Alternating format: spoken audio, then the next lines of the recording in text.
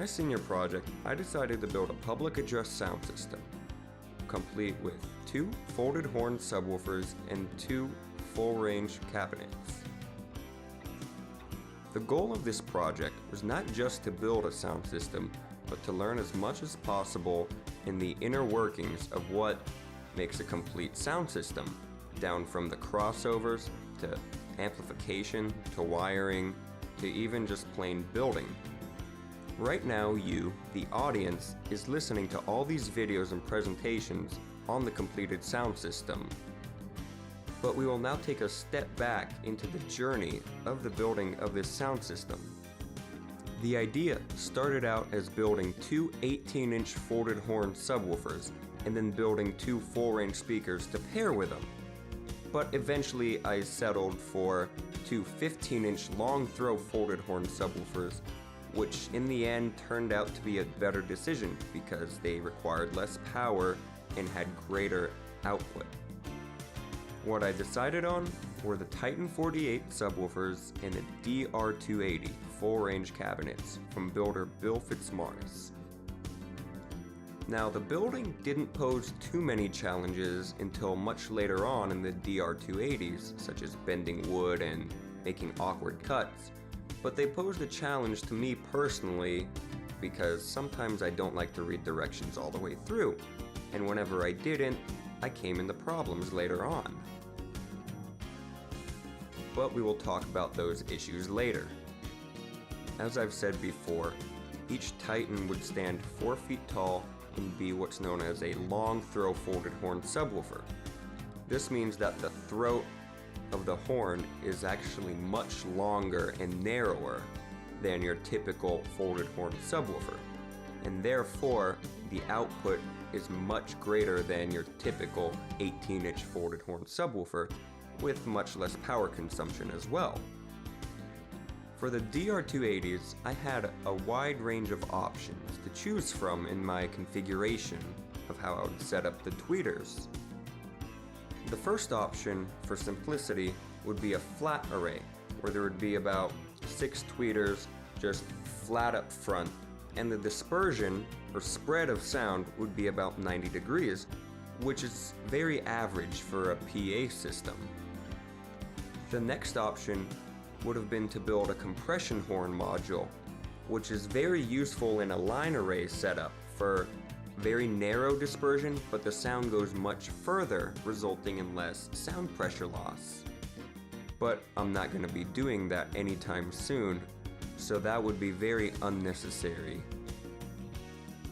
Now the final option, the option I chose, would be a piezo or melded array of tweeters.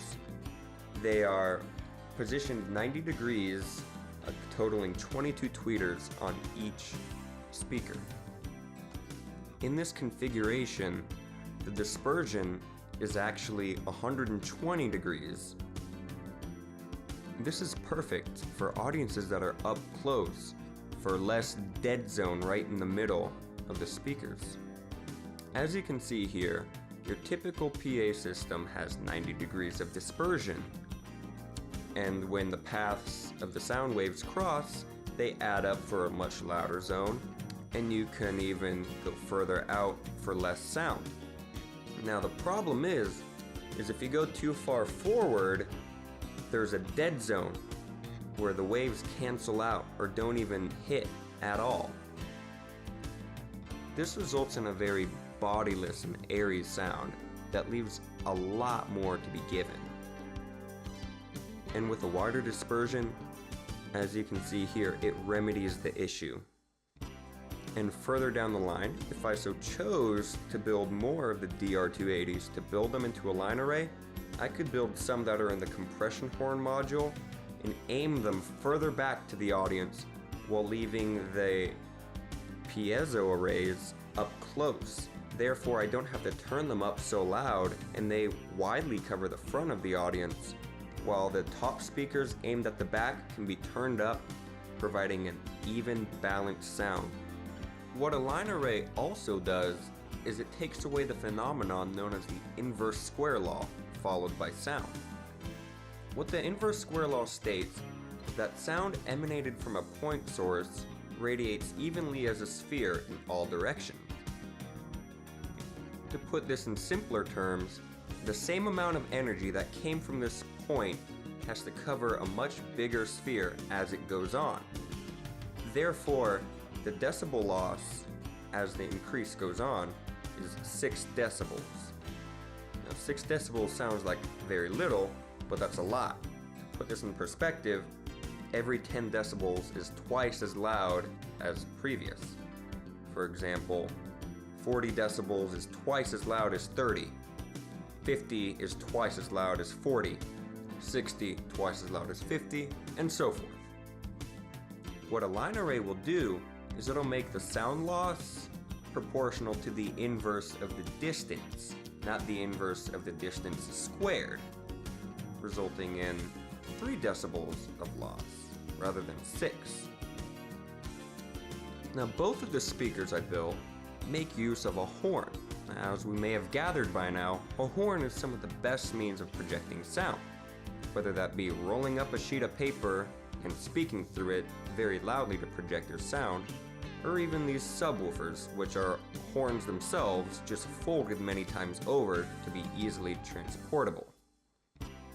The DR280s are horns themselves as well, just folded around with bent wood to project the sound. Now the bending of the wood poses many different struggles, from trying to do it too fast to even cutting the wood the wrong direction. If you cut perpendicular to the grain rather than with it, you could not bend the wood. I tried doing that, and this is what happened. The wood had so much force against it that it ripped apart my speakers and added a few days of work that were very unnecessary. But doing engineering capstone projects are about learning.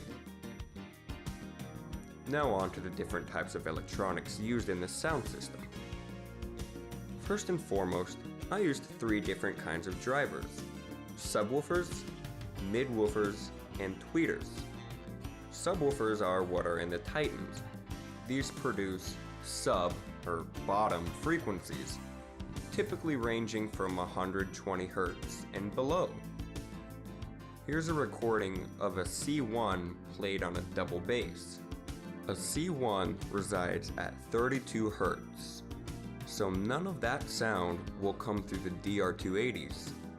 However, sounds such as the bow striking the strings will come on that, but not the subwoofers.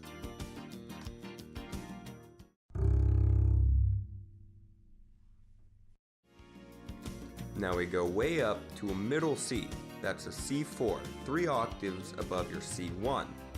Your middle C on a piano is tuned to 261.6 Hz. This is not played on the tweeters or the subwoofers, only the midwoofer, which ranges anywhere from 100 anywhere up to 2 or even 3 kilohertz.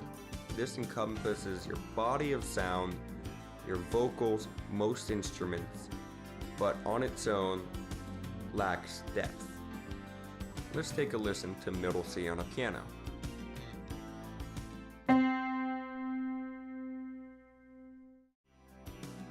Now tweeter adds more depth and spaciousness to a sound system. On this system they are crossed over at 2 kilohertz and above. We'll now listen to an excerpt from the song Tango de Amor from the Addams Family. It features a trumpet note that goes way up to an F-sharp 7. An F-sharp 7 is at around 2,960 Hz. Let's take a listen.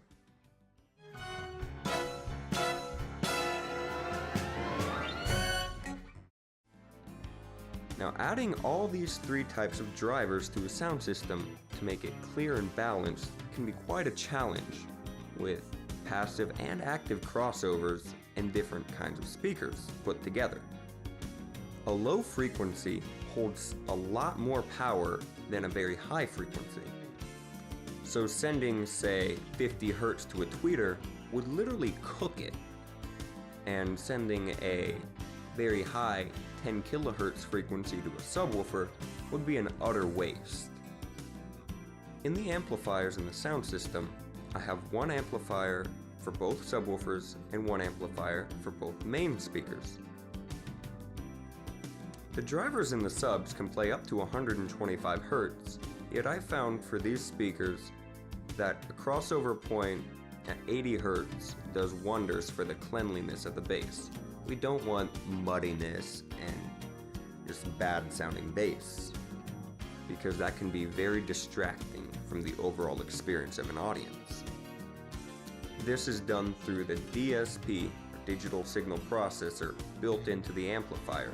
So I can take a full range input signal from 20 to 20,000 Hz and only send 80 Hz and below to the Titans, and they'll play it well.